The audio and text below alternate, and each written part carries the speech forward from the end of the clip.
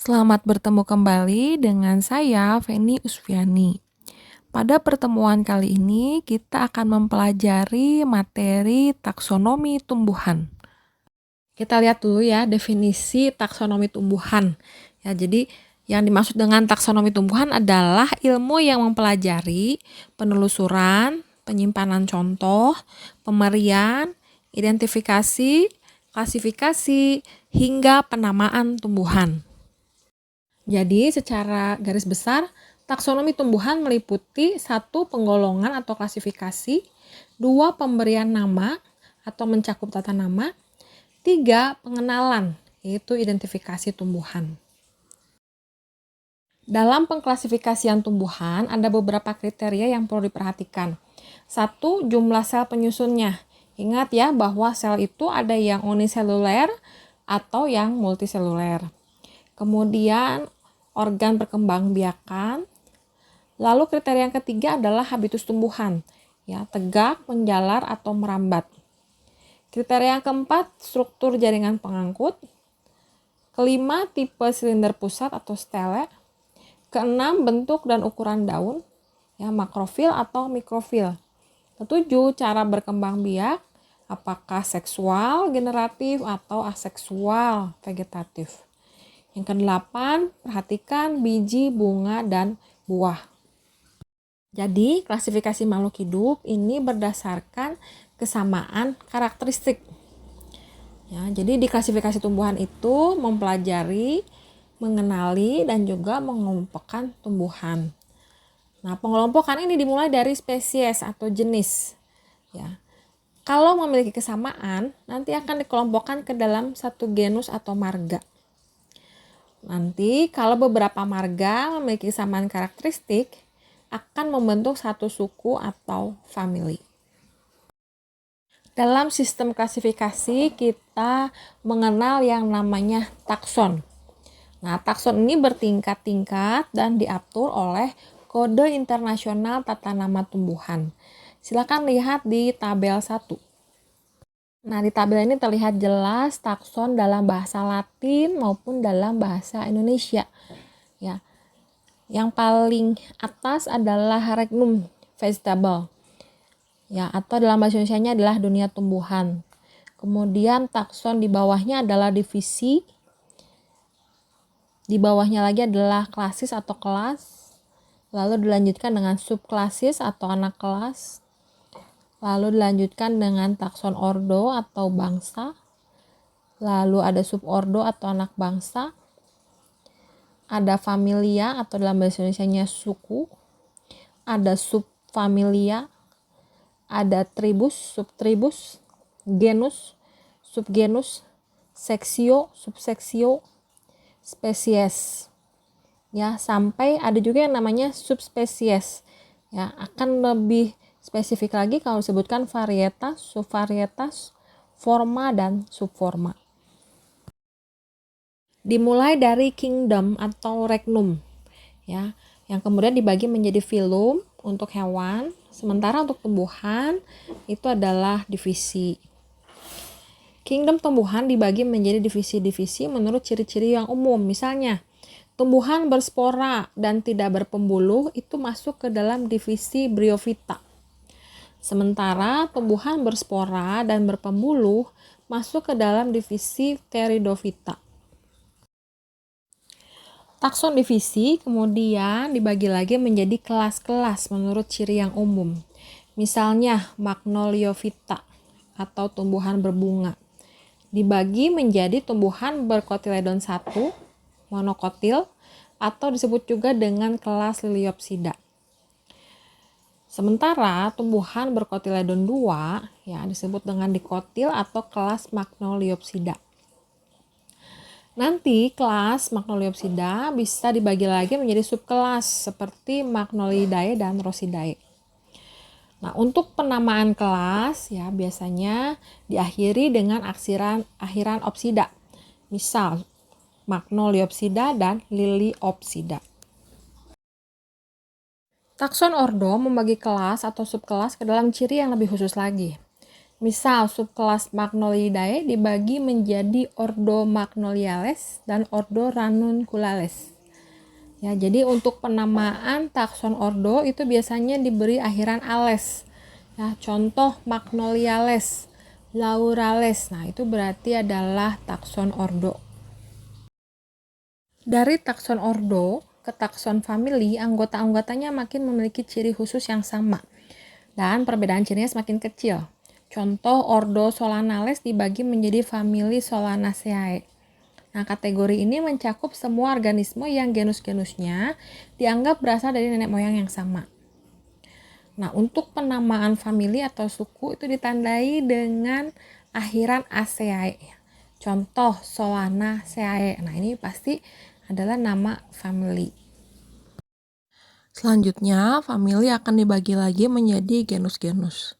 Ya, kita lihat contoh tomat dan terong itu sepintas terlihat berbeda, tapi kenapa dimasukkan ke dalam satu genus yang sama, yaitu genus Solanum.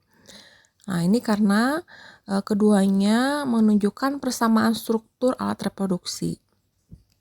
Nah, untuk penamaan genus itu biasanya terdiri dari satu kata tunggal.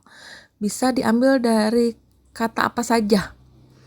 Ya, dapat dari nama tumbuhannya atau kandungan zatnya atau karakteristik lainnya. Ya, itu tadi contoh nama marga tumbuhan adalah Solanum atau terung-terungan. Kita lihat contoh spesies atau jenis. Nama latin spesies tomat buah itu Solanum lycopersi, sementara nama latin untuk spesies terong sayur adalah Solanum melongena.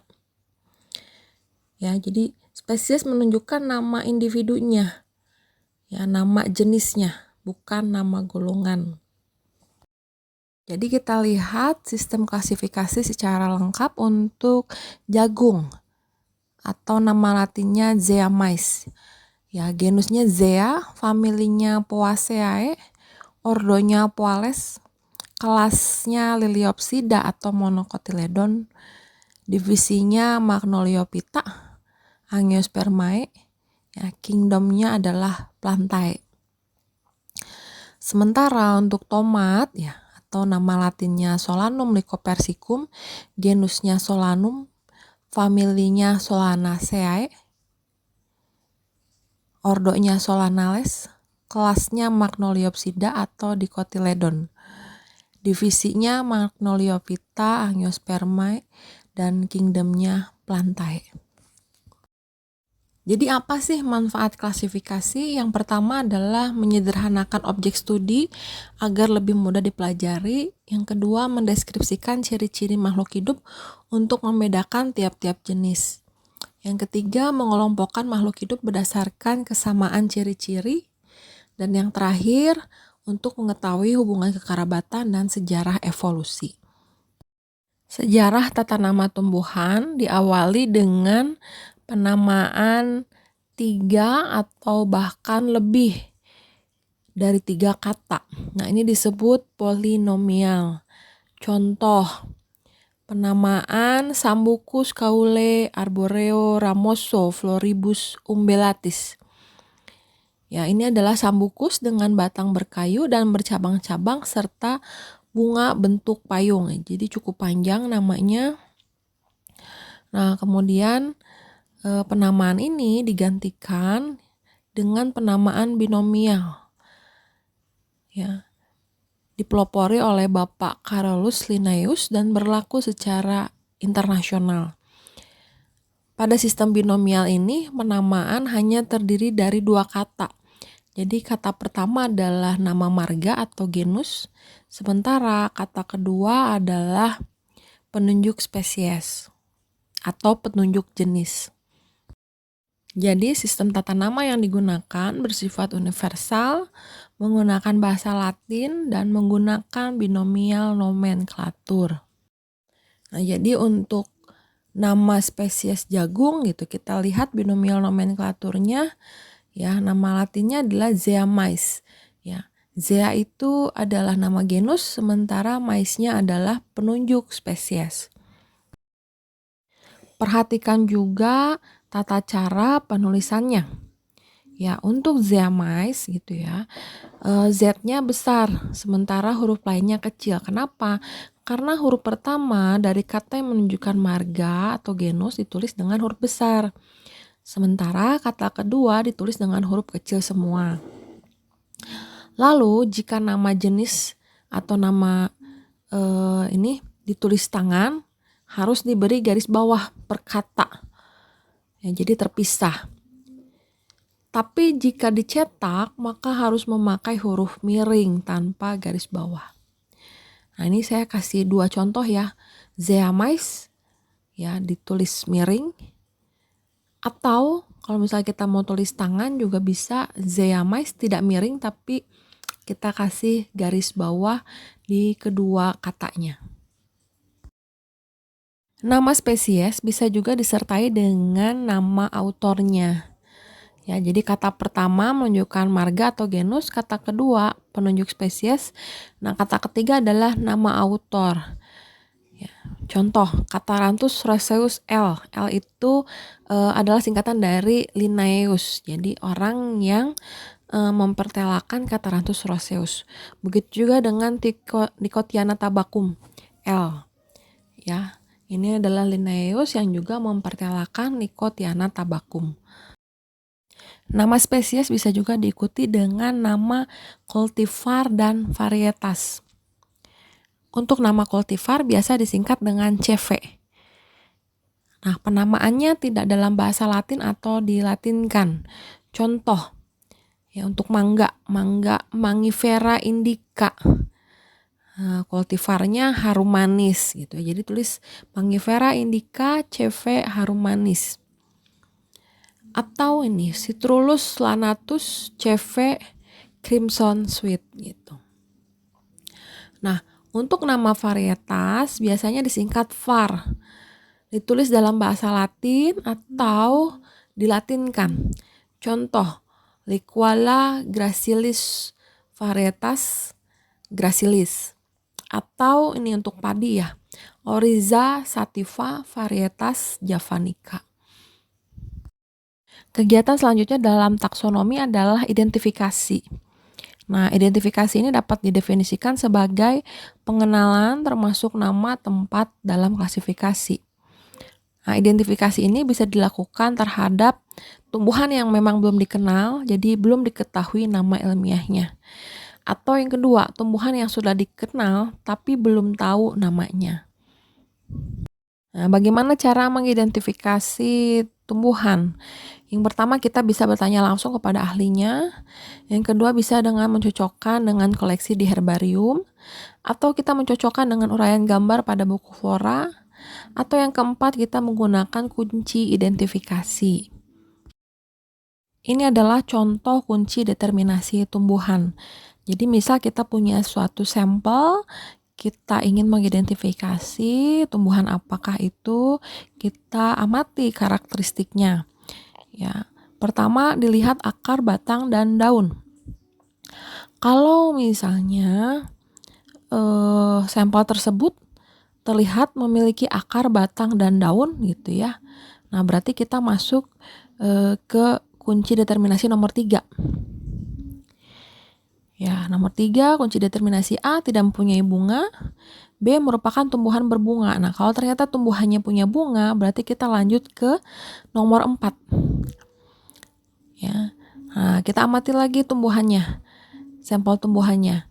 Ya, apakah merupakan tumbuhan biji terbuka atau tumbuhan biji tertutup? Gitu. Ya, kalau misalnya ternyata tumbuhan berbiji terbuka, berarti kita bisa identifikasi bahwa tumbuhan tersebut adalah Gymnospermae. Kita lihat contoh kunci determinasi yang kedua. Ya, kalau sampel kita memiliki karakteristik seperti rumput-rumputan, maka kita lanjutkan ke kunci determinasi nomor 85. Setelah itu, samakan lagi karakteristiknya dengan kunci determinasi, lalu lanjutkan ke kunci determinasi lainnya. Tapi kalau ternyata sampel kita lebih mirip dengan karakteristik perdu atau pohon, maka kita lanjutkan ke nomor 88. Itu saja materi pembelajaran kita kali ini. Sampai jumpa di pembelajaran selanjutnya.